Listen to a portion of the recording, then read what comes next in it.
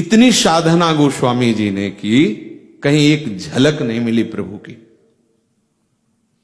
प्रभु ने विधान बनाया, वो शौच का बचा हुआ जल काशी के बाहर जाते थे शौच, एक वृक्ष में डालने लगे, उसमें प्रेत रहता था। भूत भावन की नगरी है। प्रसन्न हुआ जलपान करके, अशुद्ध जल पी के प्रकट हुआ। गोस्वामी जी से कहा डरना मत, तुम्हारी जो इच्छा हो हमसे मांग लो। उनका इच्छा तो यही कि एक बार अपने प्राण प्रीतम सिया राम का दर्शन पाऊं। बोले इतनी सामर्थ्य मेरे में नहीं, लेकिन उपाय बता सकता हूं। जहां भगवत कथा होती है वहां हनुमान जी महाराज विराजमान होते हैं।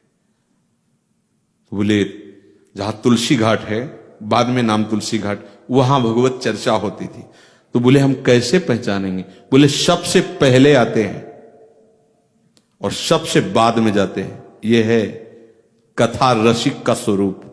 सबसे पहले आते हैं, मलिन भेष होगा, वृद्ध शरीर होगा, और सबसे बाद में जाते हैं। गोस्वामी जी को आज कथा में मन नहीं लगा, तो यही देख रहे थे कौन सबसे पहले आया है।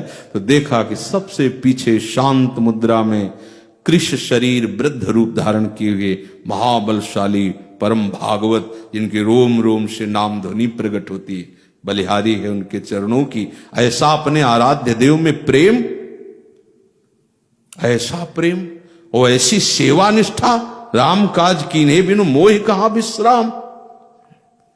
रोम रोम से भगवान नाम स्फुरित होता रहता है। वो बैठे हैं, कुछ पाना है क्या उनको?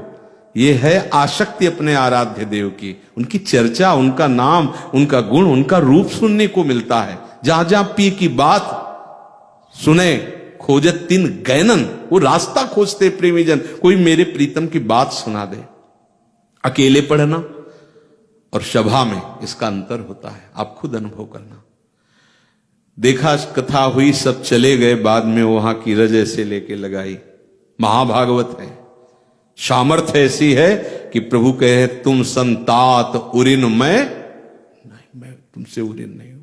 और वो कैसे? कथा सुनने वालों की चरण रज से माथे में लगाई, प्रणाम के सबसे बाद के चले पीछे पीछे गोस्वामी जी। क्या यही हो सकते हैं हनुमान जी?